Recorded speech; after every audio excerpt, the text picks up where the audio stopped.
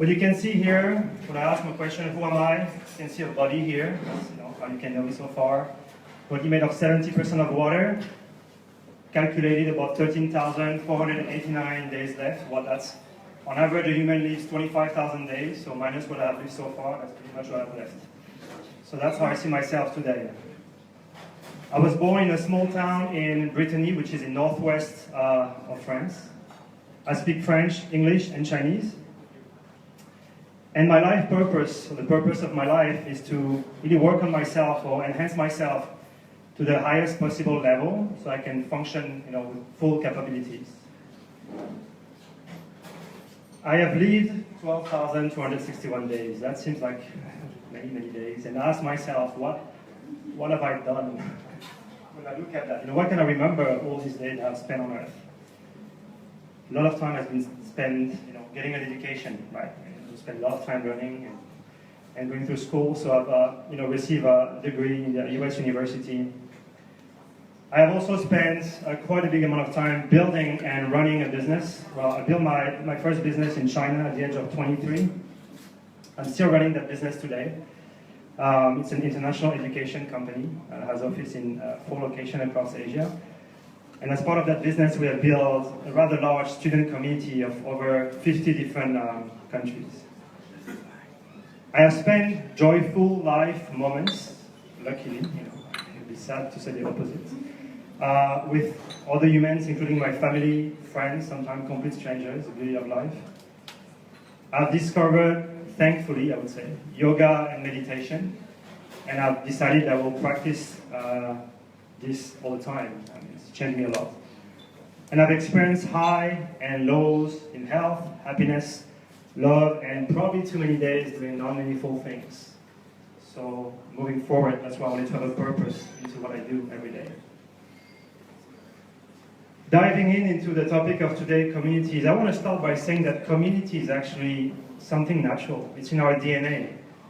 As human, when we look deep inside, we have the desire to connect with other humans. It's inside us. No need to create that. It's in us. It's in our DNA, right? And in fact, it was community and collaboration that helped the early men to survive. They were gathering around fire, sharing stories of survival, and that's how they managed to keep the race going. So now, if you fast forward today, that desire has been fueled by technology, right? Because we can connect with anybody at any time, anywhere. So our need to connect is still there, but now we have tools to connect anytime. So we have tools to connect with other humans. And what does it mean connecting with other humans and forming communities? I think today individuals want to connect with humans that have the same purpose, values, passion, create communities together. Everyone builds community today. Startup builds community, nonprofit builds community, big brands build communities. In the US, most of the big companies have community managers. And it's no longer just for customer support as it used to be. It's actually to fuel innovation. It's to be close to your customers because your community is your customers or potential customers, future employees. It's an ecosystem of people that share the vision of your company and its values. Community building is a long term. If you're serious about investing in a community, it takes time because you have to meet people. It's not just about putting an ad online and waiting for people to click on it. It's actually spending the time to talk to people about what you're building, but the value in it is much more powerful. So it's quality over quantity. Sorry. So if you're able to build a community, I think you have high chances that community is thriving, that you can turn your business into a movement. It's not just a business, it's a movement of people who believe in what you're doing.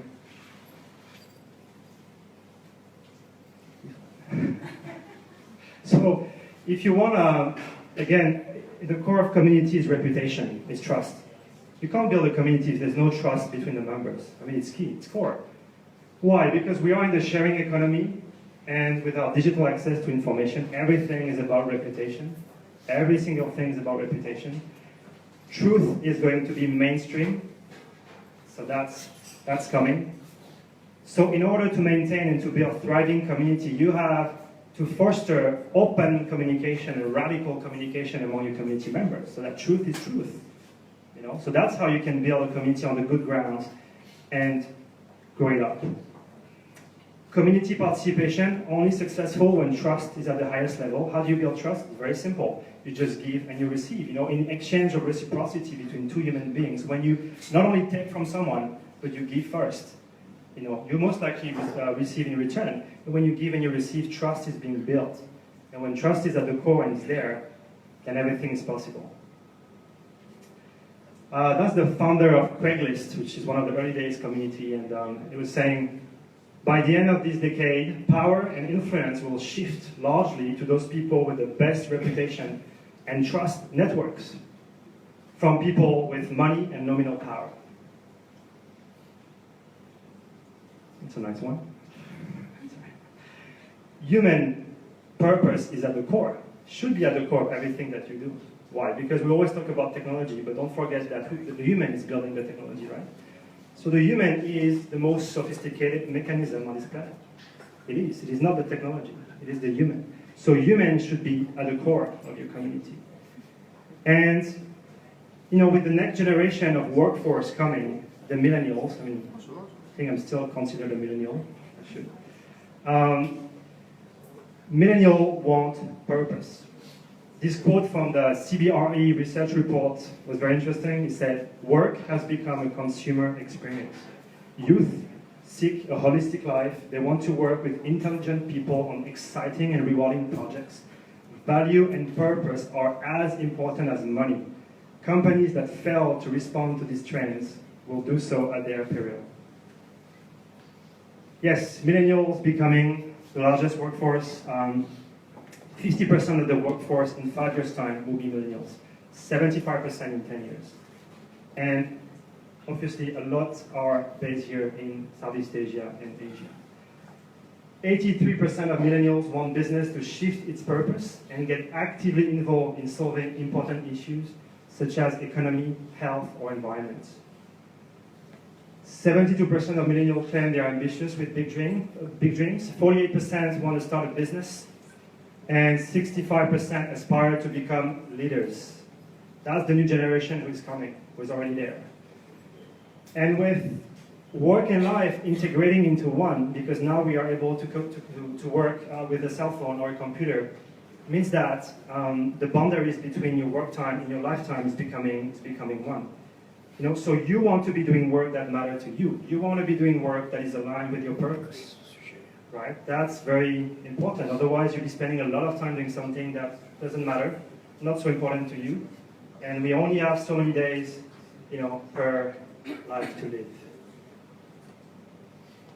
Aligning talent with businesses is a major issue in this regard. In fact, global enterprises are losing $150 billion yearly because they're not able to align the right talents with their enterprises and not able to foster and to develop the opportunities that they have within the company. So 73% of CEOs are concerned that this issue will not be resolved in the near future, how to align the right talents. That's from PwC report. Businesses need social purpose. There was an interesting conference last month in Bangkok on sustainable brands. And it was said that the 50 highest performing businesses are the ones driven by purpose and brand ideals. This is another quote from another French investor, entrepreneur.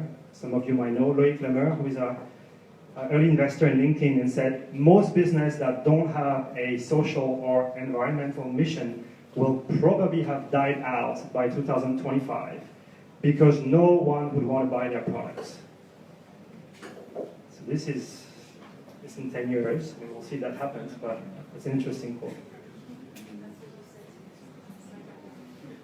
Sharing, I don't know if you're familiar with this, but those are the Sustainable Development Goals that were actually not voted, but they were structured at the United Nations. 193 countries adopted them. Those are obviously very meaningful goals because it matters to all of us, right? And by 2030, the goal is to have no poverty, zero hunger, good health and well-being, quality education, and so on. So those actually, this is not charity here. We're talking about actually including meaningful goals into your business, and this is economic opportunities, right?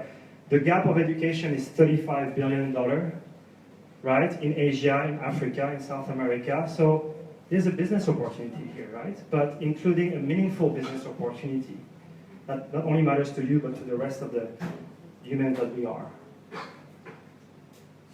In the end, you may ask, what does this have to do with business? Well, this is where we live if you look at the top. And interestingly enough, I think fundamentally there's only one business, right? It's human well-being. That's the only business that matters, right? Because everything that we do in business, whether we create computers, whether we create a chair, it's always in the purpose to enhance human life on this planet. How can it be otherwise, right? Why building a product that no one wants to buy and no one cares about, or is not even important to us as a human to survive, right? So fundamentally, yes, only one business, it is human well-being. And unfortunately, I think a lot of things went wrong, right? We have conducted the economic process with just short-term vision, always short-term vision of profit and quarter balance sheet. And that's happening, or it's already happened, it's already there, it's there, we can't see it, but it's there. And in many ways, that has obviously harmed the potential of the global economic engine. Even more frustrating, we have excluded a large segment of human population, right? The 7 billion people, but half is actually working. I mean, half is actually part of the economic engine, which means the other half is not part of it. And obviously, this is dramatic if you look at it, right? Because we were saying there's not enough talents, but there's half of the population who actually don't have the skills, not employed, and we're not even touching it. So creating business that are inclusive are important, right? That make us feel also human and united. That's why I mean expansion in business, not just about profit, is an inclusive expansion where everybody is part of the economic engine. We have to create business that matters. That's important. So going into the Social C project that I co-founded this year with Maxime, who's a co-founder here. I think he's a bit sick today, but he's there. And Alex as well as one of our developers. So we co-founded this project this year based on the fact that we had a pretty strong vision, which was to create innovative and productive enterprise by aligning or combining the human purpose with the corporate capabilities. And Social C is aiming at becoming the largest community of vision and purpose-driven talent, so it's a talent platform, right? Connecting with the best enterprises and opportunities. At the beginning of Social C, and still now, because it's still an early stage in development project that we haven't launched yet, there's a vision and a purpose. And interestingly enough, we don't have yet a very flashy platform and a service to sell, but a lot of people, when they heard our mission and our purpose, that sort of resonated, and they wanted to be part of it. And we realized the power of the community is just this. You only have a vision, and you have people that are going to come with you and help you build and advance together. That's the beauty of it. So that's what happened. Many people joined as a community, and we have been collaborating with that community, sharing, receiving, opening, working together, because I believe this product is for everyone. And that has been a great experience. Social C, moving forward, aims at helping employers with their branding. We talk about the need to have a strong purpose in your enterprise if you want to win, and not only if you want to win, but if you want to be inclusive. We want to help business align with talents that are needed for their business, align with their business goals, so talent acquisition solutions. We're looking at helping some of the projects and communities get funded. We're looking at sharing knowledge, organizing events around purpose, and helping people discover their own purpose. Very important before you start picking a company, that you know where you want to go yourself. So since we are here, I'm going to try something, but since we are here today, and this is a community, right? We are here standing as a community. Can I ask you for a few seconds to close your eyes? Please. And just close your eyes and just imagine sitting in a round circle, all of us here that we are in this room. We're just sitting in a round circle as a community of humans. And we are outside, outdoor, and we start to relax, start to focus on the air coming in your nose, going out, just relaxing, being with yourself. And I want you to think, but how do you see yourself in the next 10 to 20 years? How do you see yourself? I want you to sit in detail. Just visualize yourself in 10 to 20 years. Then I want you to think about the people next to you, your close friends, your family. What do you want for them? What's your vision for you and them in the upcoming years? And I want you to think of the people around you. Be some strangers, some people you came across. They're just humans like you. So what do you want for them? What's your vision for you and them? Since we are all here tonight, we are here as a community, we're all sitting together. What's the vision you have for all of us here? Please try to sit in detail. Try to visualize what do you want for all of us here. What's the purpose of being here?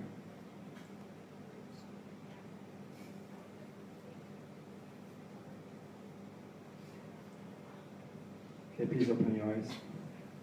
I hope you saw something interesting.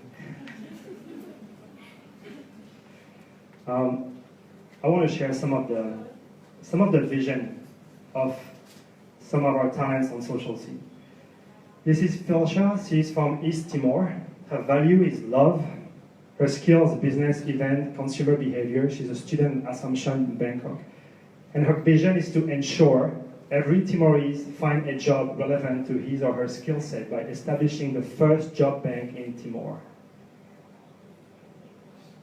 This is Nahom. He's from Ethiopia. His value is freedom. Skills are environment, education. He's an academic lecturer at the University of Addis, the capital city in Ethiopia. And his vision is to reduce or sustain the generation of waste in the capital city of Ethiopia via a catalytic gasification process that they have developed as a project. This is Dodi from Indonesia. His value is human health. His skills are business, corporate strategy, consumer product marketing. He's an MBA student in Indonesia. And his vision is to save human life by creating an app to fulfill urgent blood needs in Southeast Asia.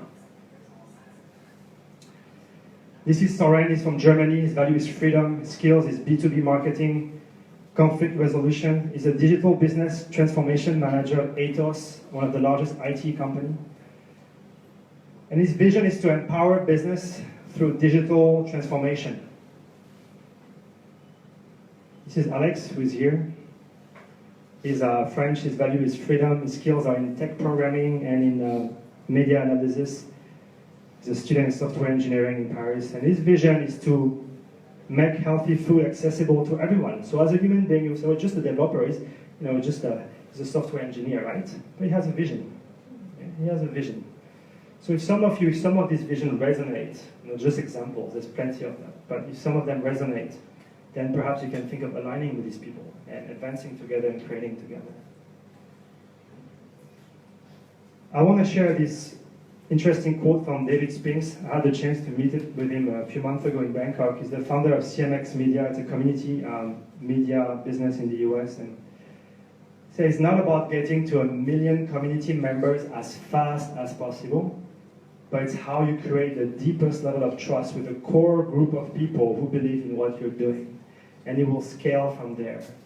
Right? These people will be far more powerful than just another marketing message or advertisement. So this is the importance of why building a community or investing in a community. I want to share to conclude just a few pictures of some of our community members, show how important the community is. Max, who is here, there's a few of us, that's all the people who have been involved in Social C so far, from 10 different countries. We communicate via online video chat from time to time, and all these people have been part of our vision. Some are in Bangkok here. Investors, customers, friends, ambassadors, students. This is our ecosystem of people who believe in what we do. If some of you are interested Again, this is a work in progress in collaborating with us and being part of what we're trying to build here. Just let us know. We are very open. Obviously, this is a collaborative project. You can enter this code here, FR Tech, onto the website www.socialc.network.